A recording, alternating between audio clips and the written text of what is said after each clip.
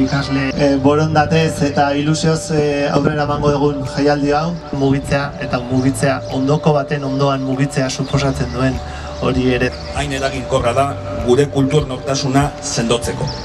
Sorkuntza, edertasuna eta gauzak sortzearen helburua edo zeinek aldula egin. Jendeak ere kaleak hartzea eta gozatzea hortaz.